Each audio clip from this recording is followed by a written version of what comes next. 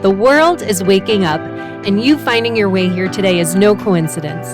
The spirit world always has a way of guiding us where we most need to be at the absolute perfect time. I'm your host, Lindsay Morlock, and you're listening to the Guided Podcast, where we explore how the spirit world works on our behalf to guide us along our paths. This is where you'll learn how to live a life that is both conscious and connected, so you can supercharge your pathway to healing and open to life's magic and miracles. Come along this journey to see how guided you truly are. Hi, everyone. Welcome back to the Guided Podcast. And we're back again this week with Catherine Ann, our resident intuitive astrologer, who incorporates her background in tarot, channeling, and the healing arts in her uniquely guided approach to reading the messages in the stars. So she is here to shed light on the upcoming new moon in Virgo on September 2nd. And Catherine tells me that we're going to move through this episode a little bit differently than we normally do, which is what I love about working with spirit is there's no formula to how these go month after month. So, Catherine, I'm just going to let you get right to it. All right. Thank you, Lindsay. So we are looking at a new moon in Virgo. And as we've talked about in the past, the new moon is really a seed planting time. But the new Virgo is a little different because it's at the end of the summer. It's a harvesting time in general, Virgo season. And so while it is a seed planting time, it is a new beginning. It's not really a new beginning from scratch. It's more of so we've harvested and now what? Now what new beginning are we going from there? And so it's interesting to me because it kind of sounds a little bit like a full moon in the sense of something's really come to light and where do we pivot? But it's not that energy either. It's not just shining a light and pivoting. It's, okay, I've really reaped some rewards from the summer season. They're showing me I've harvested all my zucchini. And now what? What am I going to do with all?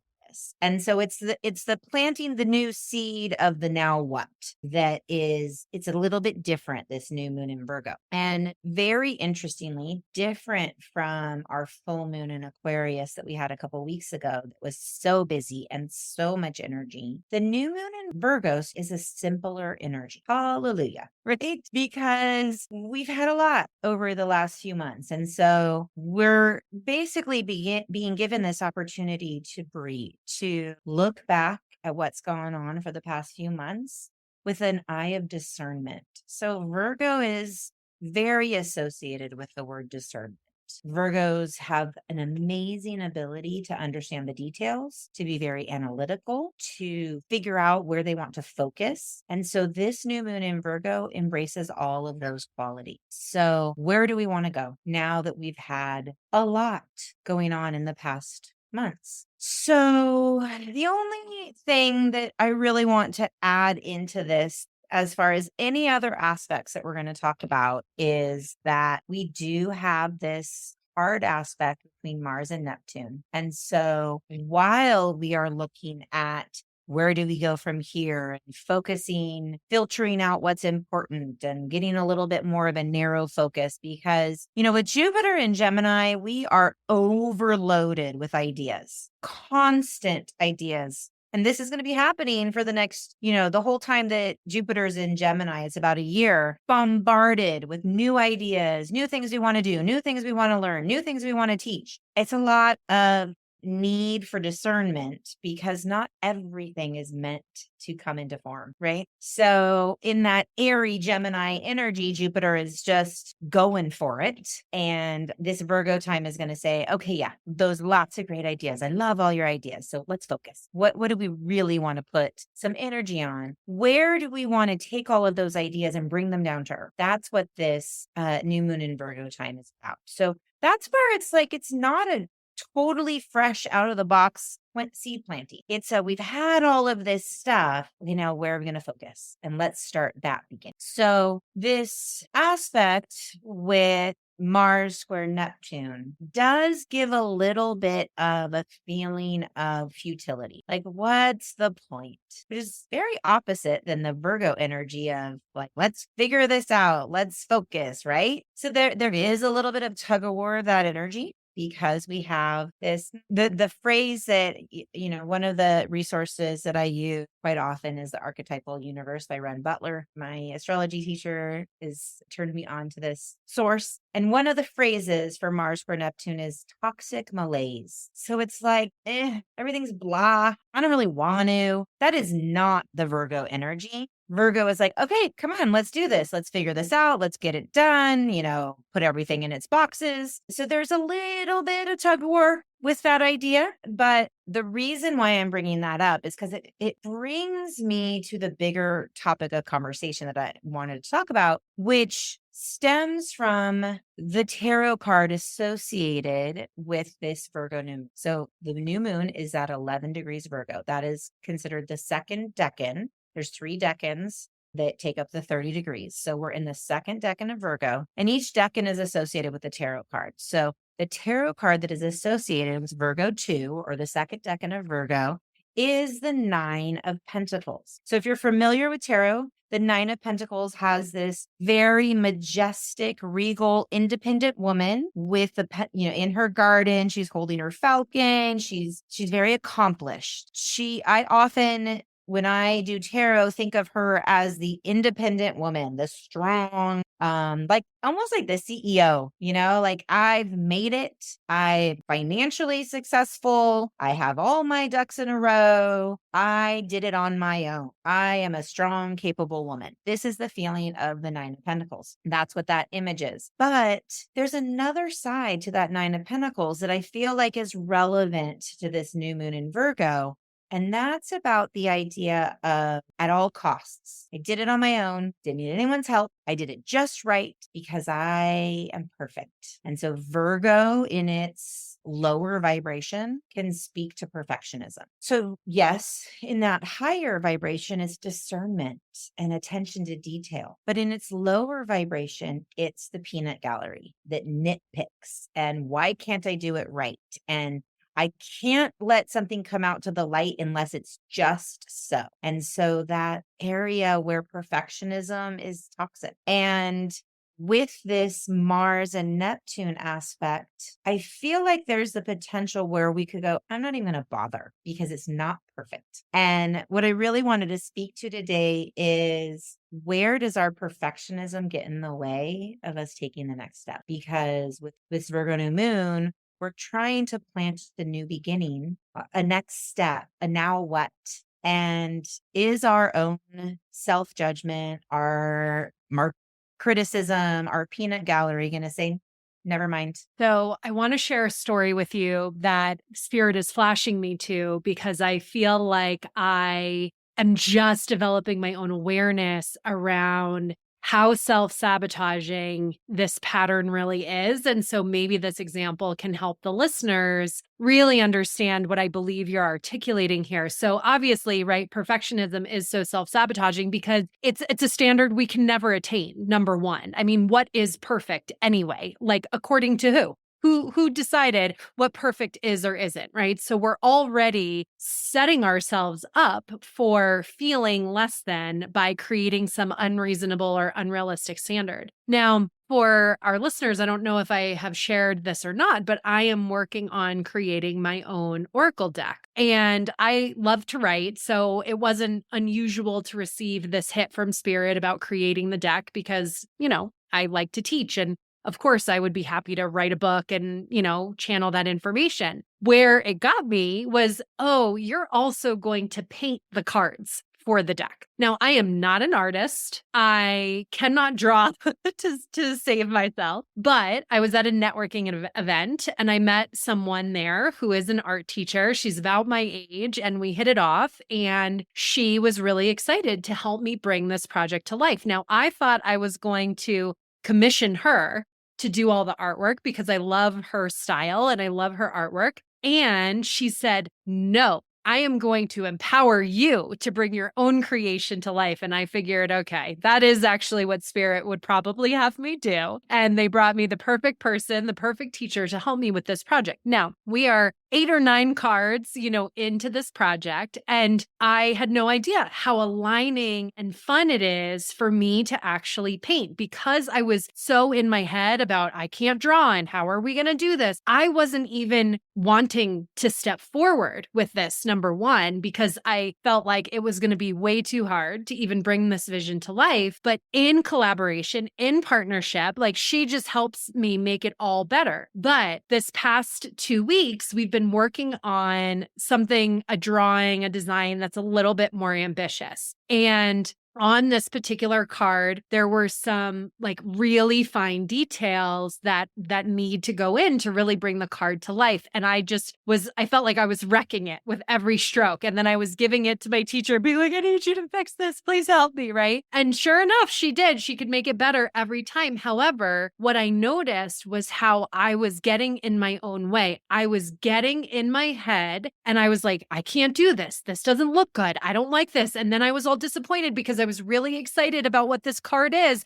By the way, the card is all about being yourself. No irony here, right? And so I'm diving into this card and I'm realizing how all of my thoughts are stemming from this pressure of needing to be perfect, needing this card to be perfect, needing the deck to be perfect, that I'm literally ruining my experience in the moment of just having fun and creating. And by the time I came home, I was in a bad mood, which is I'm never in a bad mood when I'm done with this because I feel passionate and it's fun to create in this way. But when we apply these pressures within ourselves, this self-criticism, this internal perfectionism, we wreck our experience. And so when I got home, I actually had to process my emotions. I sat down and I talked with spirit about what the wound was around this. And for me, the wound was around my perfectionism, but it was also about the fact that I am putting so much of myself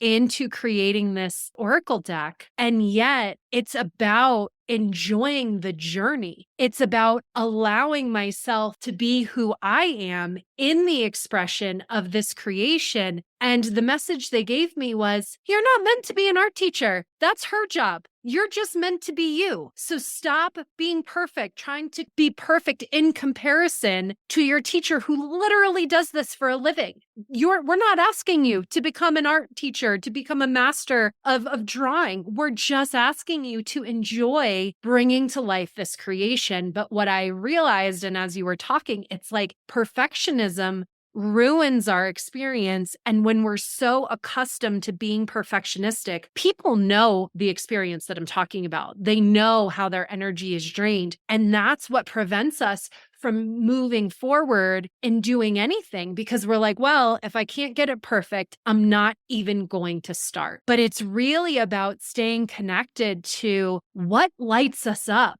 What feels fun to create? And can we take charge and take responsibility of our mind, of the monkey mind, and keep ourselves out of that perfectionism, out of the self-criticism, those lower vibrations that you're speaking to really enjoy the journey? And what does that open us up to in terms of what we would move forward with if we weren't so worried about how it was going to be perceived, judged, rejected, fill in the blank? Yeah, absolutely. I love that story because it actually flows really nicely, even with this idea of the tarot card and the decans, because the next card after the Nine of Pentacles is the Ten of Pentacles, where you're surrounded by loved ones and family and partnership. And one of the things I think that this is really speaking to, especially in your story, is you were not meant to do that all alone. You were not meant to be the sole accountable person for this to manifest, right? You needed to be in partnership with somebody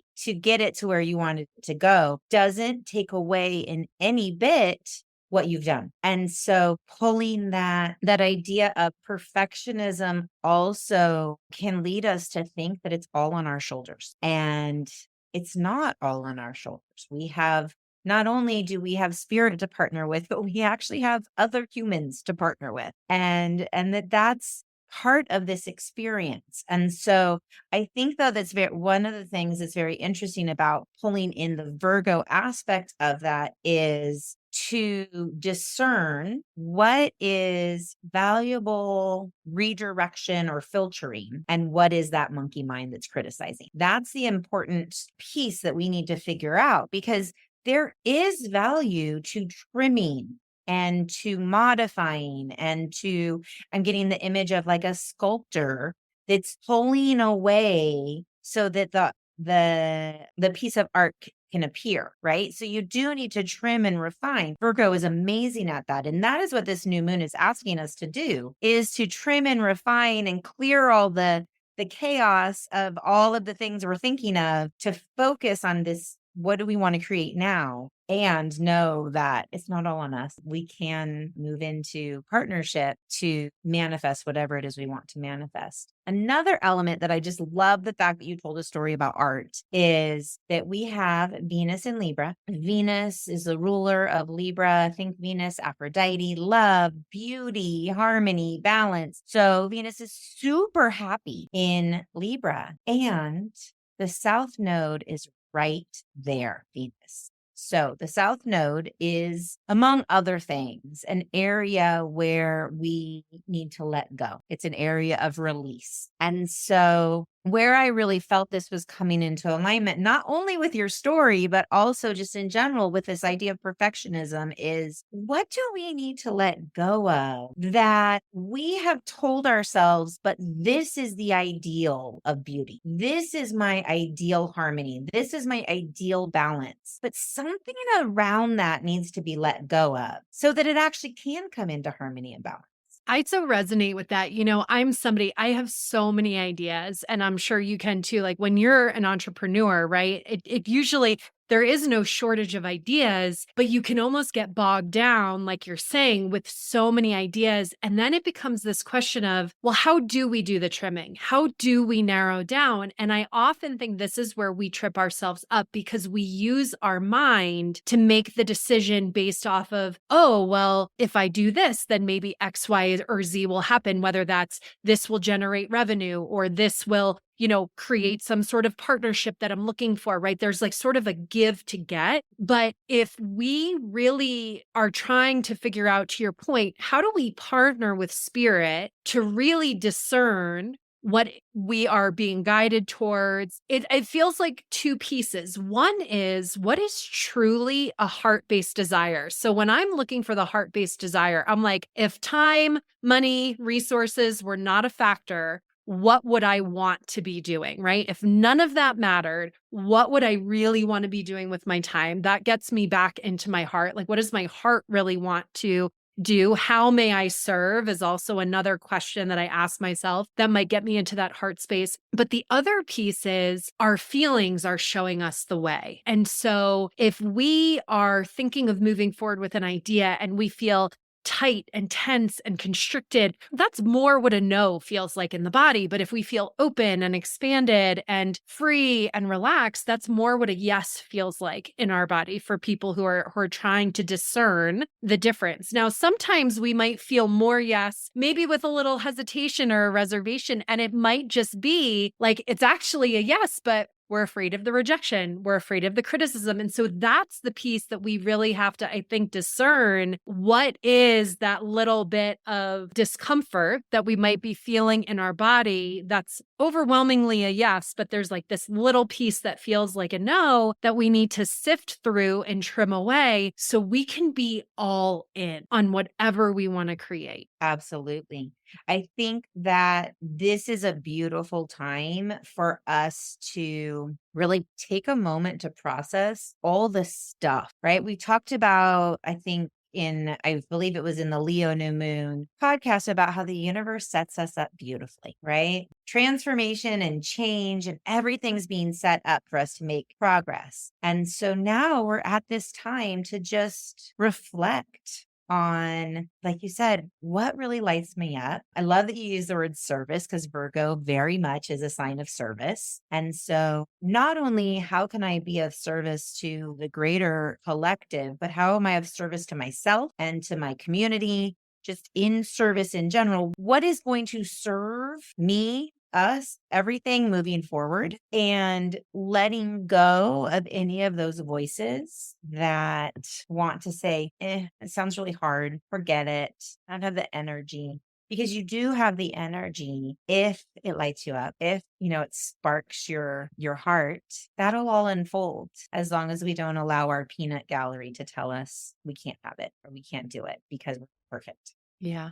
I'm learning more and more how our thoughts really do drain us of important life force energy. I mean, even in writing my book, right? This is a heart-based desire to put this book out into the world, and because I'm very conscious of my own energy and what fuels me versus what drains me, recently even in writing, I've noticed that I feel drained at the end of my writing sessions, and so the piece of discernment that I've had to really look into is, am I drained because my writing is not in the right direction? Or am I feeling drained because I'm not supposed to write the book? And where I believe self-sabotage comes into play for me is when something's not easy. I'm like, too much effort, right? And I am not a patient person. That is not one of my virtues. So patience with a creative process is also not my favorite part, right? And so many projects I have going on really require patience with the creative process. And so that's the other thing that I think people really need to dive into is really looking,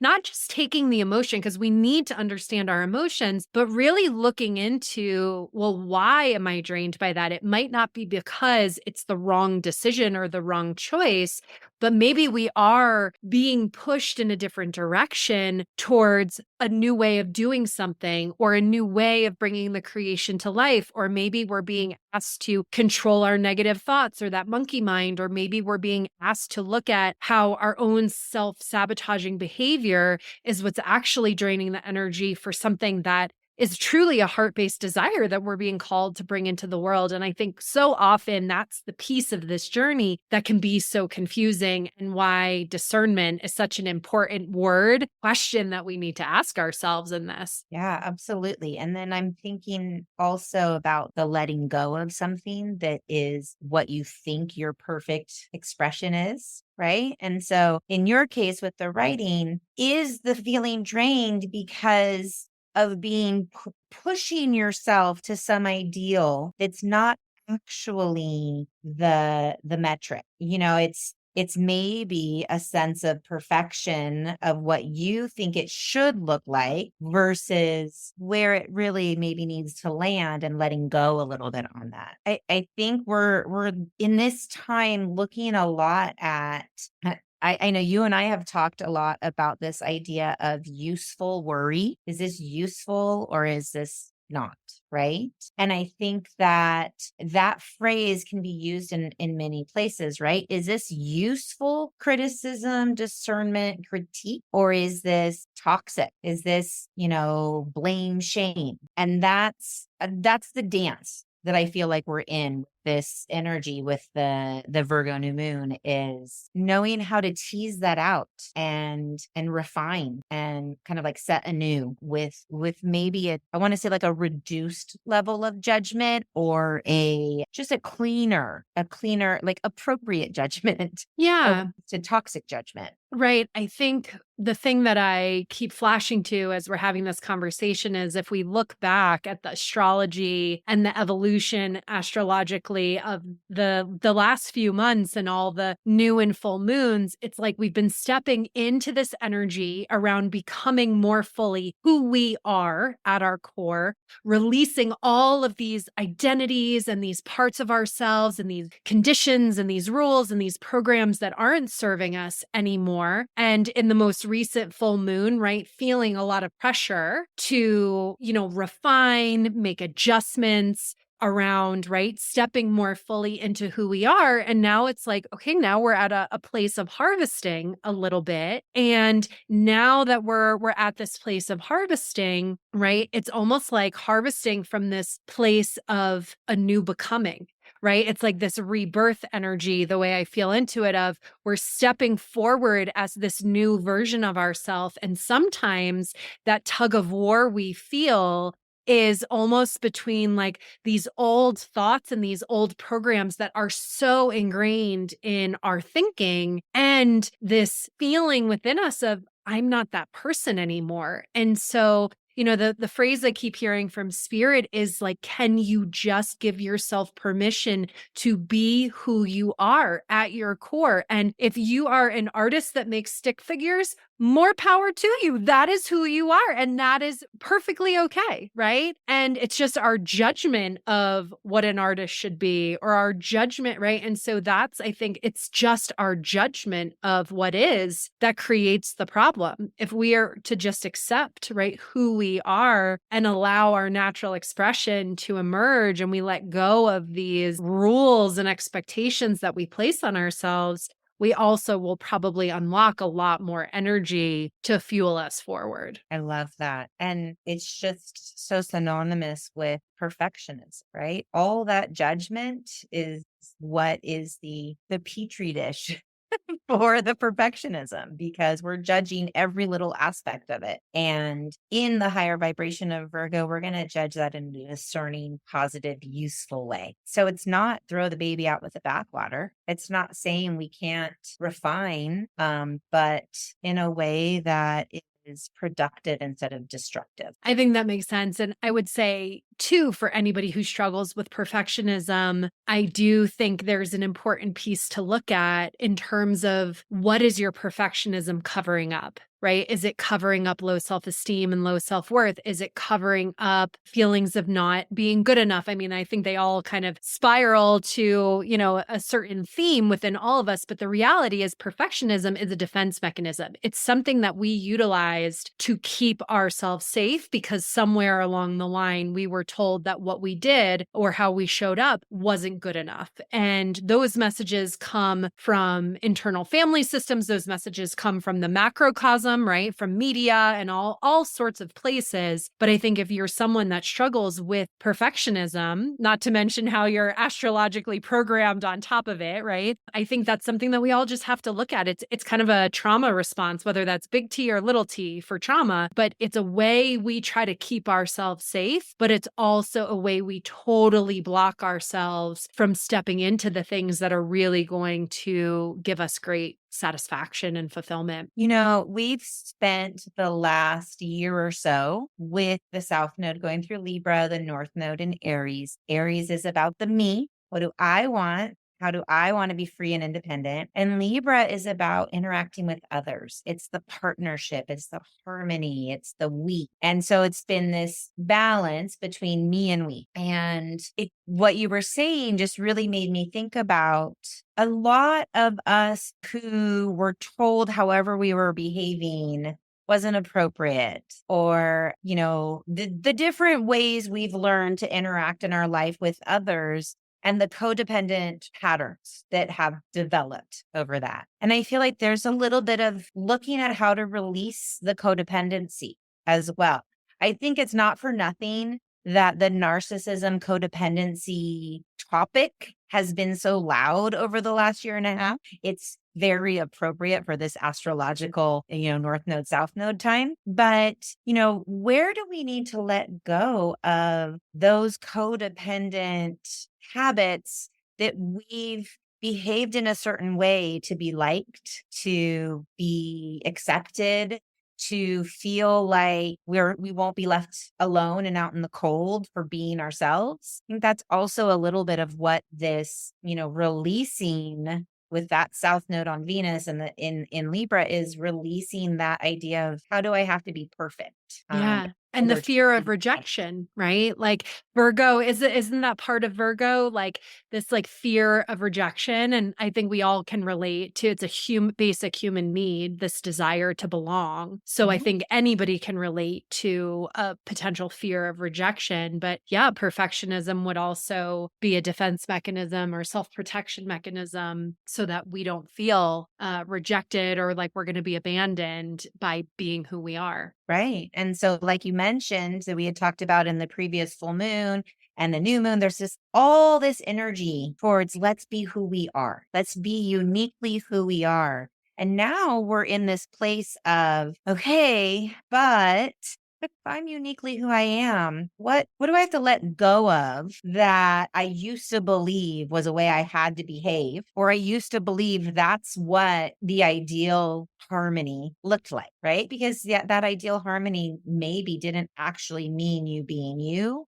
It meant keeping the peace, which is not what we're looking for. Correct. And so I think that we're just in a time of, I just got this image of sweeping up the pieces, like cleaning clearing the debris of whatever we've moved through over the past few months. Like the dustpan, like sweeping up the little pieces that are left over. Yeah. And being like, yeah, I don't need to let this linger around anymore. I can clean this up. Virgos like to clean, right? They want it all tidy. We're going to clean this all up. We're going to clear out all the debris. We're going to start fresh with this new expression of who I really am, as opposed to maybe who I was being in the name of not making waves. Yeah, in hand analysis terms, we always call it like the approval, the appreciation, and applause, the 3 A's: approval, appreciation, and applause. And so what are the things that we do for approval, appreciation, and applause? And those things are usually a function